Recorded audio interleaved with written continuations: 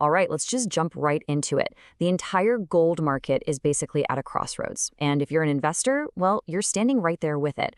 We're going to break down the only three paths gold can really take in 2026 and, most importantly, what it all means for your money. Look, I know exactly why you're here. You're looking at your gold position, and you've got that one question just nagging you. What's my next move? Do I hold on for dear life? Do I double down and buy more? Or is this the time to take some profits and sell? And trust me, you are not the only one asking this. And I totally get why you're stuck. I mean, the headlines are just pure chaos. On one hand, you've got these huge banks like JP Morgan and BMO practically screaming that gold is going to rocket past $6,000. But then, on the other hand, you hear these whispers of a huge correction, a drop back below 4,000. It's enough to give anyone analysis paralysis. So, we are not going to add another flawed prediction to all that noise. Nope. Instead, I'm going to give you something way more powerful, a professional's playbook. By the end of this, you're going to have a crystal clear game plan for all three possible futures for gold. You'll know the exact triggers to watch for, and you'll be ready no matter what happens. You'll finally be able to invest with confidence, not confusion. Okay, let's start with the fun one, the one everyone loves to dream about. Scenario number 1, the bull case. This is the future where gold doesn't just climb, it absolutely launches. So here's the top-line view. We're talking a price range between $5,500 and $6,300, and honestly, some folks see a path even higher than that. Now, we're giving this a 30% probability, so it's not the most likely outcome, but it's definitely on the table if a few key dominoes fall the right way. So, what would cause this kind of rocket launch? Well, for starters, inflation just stays stubbornly high, chewing away at the value of your cash. Second, the Fed completely changes its tune and starts cutting interest rates, which makes holding gold a lot more attractive. Third, a major geopolitical conflict gets even worse, sending everyone running for safety. And of course, the big ones, the US dollar weakens, and central banks, especially the BRICS nations, just keep buying up physical gold by the truckload. And this really gets to the heart of it, doesn't it? This is about the personal stakes. Because if this scenario plays out, the one thought that's going to run through your head is, oh, why didn't I buy more when it was cheaper? It's that sharp pain of a missed opportunity. All right, let's move on to our second path, which is actually the most probable one. We're calling this the base scenario, or as I like to call it, the sideways grind. Now, it might sound boring, but this is probably the most important one for you to really get your head around. We're giving this a solid 50% probability, which makes it our most likely outcome. In this world, gold just trades in a pretty tight range, finding a strong floor around $4,800 and hitting a ceiling near $5,200.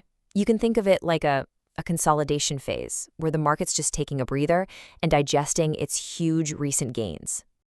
The triggers here are basically a return to something that feels, well, normal. Inflation cools down but doesn't disappear. The Fed holds interest rates steady, giving the market some predictability. Geopolitical stuff simmers down, and the US dollar stops its freefall and finds a comfortable spot. It's really a business-as-usual kind of environment. And here's the thing you have to remember. This is a good outcome. This isn't a failure. In this scenario, your gold is doing its main job perfectly. It's not making you rich overnight, it's protecting your wealth. It's a win for stability, and really, that's what you want from this asset.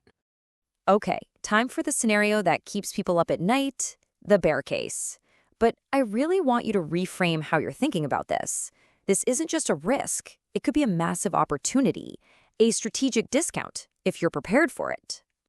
So here we're looking at a pretty serious correction, down to that $4,000 to $4,500 range. Now, we're only giving this a 20% probability, which makes it the least likely of the three paths. But hey, a good plan has to account for the worst-case scenario, right? So what on earth could trigger a drop like this? Well, it's pretty much the exact opposite of our bull case. Imagine inflation doesn't just cool off, it completely collapses. The Fed is then forced to turn hawkish and hike rates when nobody expects it. Major global conflicts suddenly find peaceful resolutions, and a new global shock sends everyone rushing into the US dollar for safety, creating a huge headwind for gold.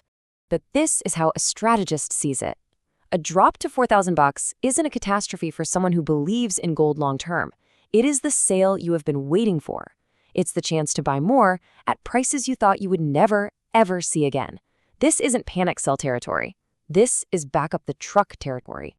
All right, so now you get the three potential paths. The big question is, what do you do with this information? Let's build your personal game plan right now. This is how you stop reacting to the market and start acting like a strategist. And it really is this simple. In the bull scenario, your plan is to hold your winners and just let them run. In the base scenario, the sideways grind, your plan is patience. You add to your position systematically, dollar cost averaging. And if the bear scenario hits, your plan is to become a buyer. You have your cash ready and you start putting it to work at those sweet, sweet discount levels. You see what we're doing here, right? We're taking all the guesswork, all the gambling right out of the equation, because true investing isn't about being right 100% of the time. It's about having a plan that puts you in a position to win, no matter which way the market breaks. Now, to make this even easier, I'm going to give you a simple cheat sheet. I want you to forget all the noise, all the talking heads. There are really only two numbers you need to have burned into your brain right now. These are the signposts that will tell you which scenario is starting to play out. The first number is $4,800. Think of this as the floor of our base case. If gold breaks below this level with real conviction, that's a major warning sign. It's telling you to dust off your bear plan because the odds of a deeper correction just went way, way up. The second number is $5,200. This is the ceiling of our base case.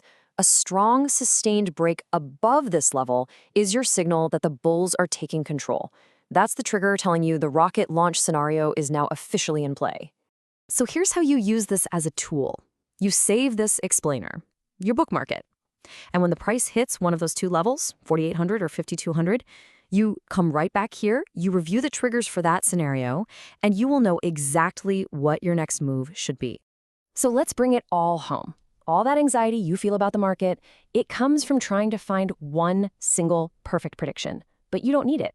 What you need is a robust plan that covers all the possibilities. Bull, base, or bear, you are now prepared. And that, my friends, is the difference between sleeping well at night and panic selling at the bottom. You have your plan. All right, now I want to turn it over to you. After seeing all the triggers and the probabilities, which of these three scenarios do you think is the most likely to unfold in 2026?